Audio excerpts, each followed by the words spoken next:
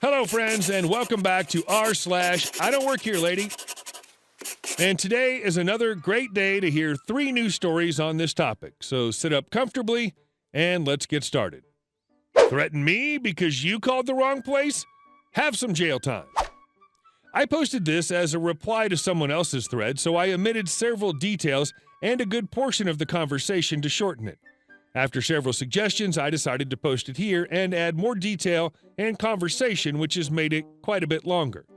It happened before caller ID was standard on phone lines, and I was a lot more long-suffering back then. Otherwise, I would have just hung up when she tried calling again. Also, this was over 20 years ago, so the conversation isn't exact. My work number is a digit off from the local Chuck E. Cheese. Ours is XXYY, theirs is XYYY. We're an industrial supply company and don't even have a public entrance. We always answer, "Thank you for calling company name. How may I assist you today?" Most of the time, people understand when we tell them our number and the number they're trying to reach. Sometimes they'll double-check with, "Are you sure this isn't the right number?" I did have one idiot that knew we were lying because she was using the redial button, and it always dials the right number. She gave up after the 5th call.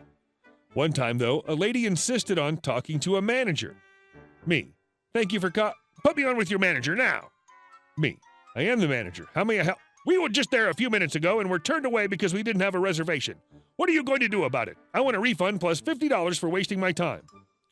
Realizing she was trying to reach Chuck E. Cheese, I asked, "Are you trying to—" "I'm trying," you can actually hear her eyes rolling, "to get a refund plus $50. All of you restaurant workers are idiots." "Ma'am, if you don't stop interrupting me, I can't—" "Excuse me, you do not get to tell a customer what to do." Then a long, profanity-laced Karen rant of how rude I am and that I wouldn't be working in the food service industry anymore. "I'm the customer and you are trying to interrupt me." "I don't think so." At this point, I hang up, only to have her call back 5 seconds later. Me: "Thank you." Her, screaming so loudly that the speaker was crackling, "You did not just hang up on me. I'm coming down with my husband and brother to take care of you personally. I hope your insurance is paid up." Physical threats? Game time. Me, sigh, with a fake crying voice, "No, please, I'll do whatever you want." "Give me your name now." My last name is Soul.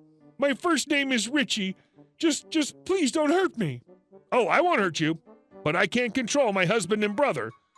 Me, still fake crying, "Please, no, I need this job. I can't work around kids with a black eye." Her, "Well, you should have thought about that before disrespecting me. A black eye will be the least of your problems." "Sorry, I didn't mean to do it. Please, can we just forget this? I can leave the refund at the counter so you don't even have to see me." "Nope, you made your bed, now you get to lie in it. Maybe you'll remember this beating when you think about being disrespectful to another customer. Also, I want it in cash." Throughout the entire exchange, she never once gave me her name, so I had to ask, Just let me have your name for the paperwork." Her, screaming, "Let me? Did you seriously try to tell me what to do? Have you learned nothing yet?"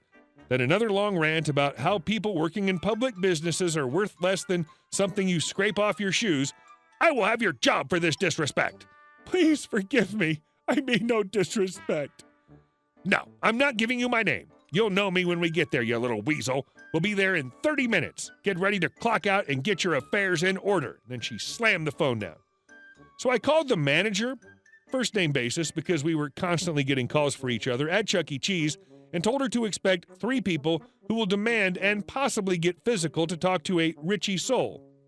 She laughed and said, "That's a good one, but you missed the most obvious fake name for our establishment, Charles Formaggio." Anyway, I know who you're talking about. I'll have the cops waiting for her, thanks. An hour later, I get a call from the manager laughing her head off because the lady was in there yelling about wanting to talk to some Richie Soul and screaming that some Richie Soul owes her some money. The police were there and arrested her and the 2 men with her on outstanding warrants and illegal possession of a firearm. To my great regret, idiocracy was too optimistic. And our next story.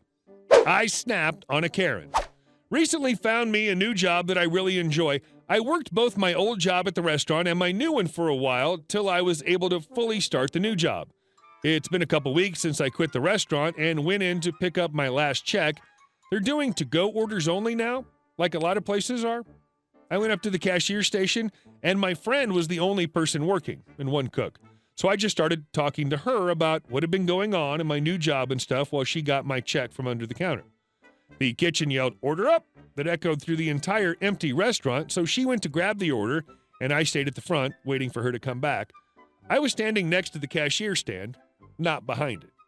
A car pulled up, parked in front of the restaurant in a handicap spot. I noticed they didn't have any stickers to park there, and I recognized the lady from when I used to work here. She is a total Karen B that every single person working here hated. She always had so many complaints and almost never tipped. She would come in with a group of 2 or 3 more Karens and run the waitress around for 2 hours and then not tip. She even made a new girl cry one day, so I started to walk to the back to get my friend, and so Karen wouldn't say anything to me, but she obviously recognized me because I used to work here. Some of this is paraphrased because I was so angry I don't remember exactly word for word. Karen screaming, red in the face, "I want a refund! I'm so fed up with you all not knowing how to do your job." "Let me get someone to help you." No, you will give me my money back right this second. I'm never coming back here again. That girl said she checked the order, but it's wrong. I was here a few minutes ago and ordered grilled catfish, but there's no tartar sauce in it. How am I supposed to eat fish with no tartar sauce? And I never got the Dr. Pepper I paid for. She looked like she was about to explode with anger. I was starting to feel angry too. "And I drove here twice already. I want money for the gas I wasted." "Okay, let me go get someone to help you," I said. And I did say it in a kind of snappy way. I don't appreciate anyone talking to me like that. She noticed and immediately started cussing me out, and my friend came out from the back asking what happened. Karen started yelling at her, and I went to the back, quickly asking the cook for tartar sauce while I made a Dr. Pepper. I then walked back up to Karen. She was still demanding a refund and $50 for gas. There's no way she used $50 of gas. She's insulting my friend and saying I was rude to her. I just want to say that what I'm about to do, some of you may think is wrong.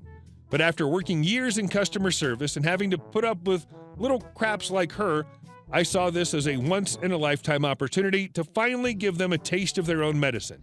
I mean, what are they going to do, fire me? I don't work there anymore.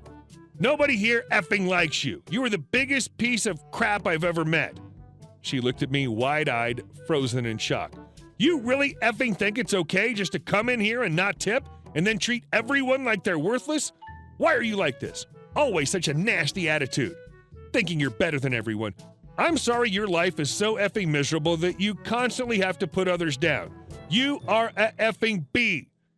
Here's your stuff, and you can shove it up your butt." I set the tartar sauce and the drink on the counter. Not gonna lie, I really thought about throwing it at her. Then I just walked out with my check before she could say a word to me, although I think she was stunned silent. No one probably has ever talked to her narcissistic butt like that before. I went home and started telling my boyfriend about it, and before I could even get a few sentences in, the owner of the store called me, wanted me to apologize, and I said no freaking way. So now I'm forever banned from going back there. My friend said that Karen threw the biggest fit after I left, screaming for the manager and the owner, and she almost called the police. Really happy I didn't throw that drink at her now. I did feel bad for leaving her with that mess, but she said she was thoroughly entertained by the situation, and she wishes she could have cussed her out too. I really wish I had said more to Karen, because on my way home, I thought of all kinds of stuff I could have said. I think this has been building in me for a while, and I finally snapped. Honestly, I don't regret a single word I said to her. The bottom line is this. Women like this turn off other customers. If I went to a restaurant that catered to pieces of crap like this, I'd never go back. In fact, I've done that to one whole chain. Keeping a customer like this probably loses more sales than she would ever spend. And our next story. Just because I'm young doesn't mean I can't be the boss. Worked at a very popular nightclub, multi-level, younger crowd downstairs, big spenders upstairs. We're talking $70,000 a night on our biggest nights and averaging around $30K on normal nights. We used to get tons of applications as the staff made great tips. I started at the bar as a bouncer for a summer job when I was 19 and ended up liking it and being good at it. Anyway, fast forward a couple years, I'm 22 and have been made GM of the bar with a staff of about 50. We opened during the week for deck drinkers, and I would usually be dressed to impress on some of the days as I wasn't in the office all the time, or I'd be doing work around the bar, minor fixes, painting and such. Anyway, I came down and let the staff in so they could get to work, And before we open, a girl knocks on the door. You know the type, looking down her nose at everyone with a holier-than-thou attitude. I open the door for her and ask how I can help. She takes one look at me in my boots, work jeans, and t-shirt, walks right past me without so much as a "how do you do" to tell the bartender she's looking for the manager so she can hand in a resume. I had the distinct pleasure of watching her face go red as I tell her, "I'm the manager," and tossed her resume immediately without looking at it. A lot of the customers we have that spend the big money look like nobodies. Hey guys, thank you all for watching the video to the end, and I'll see you in the next one.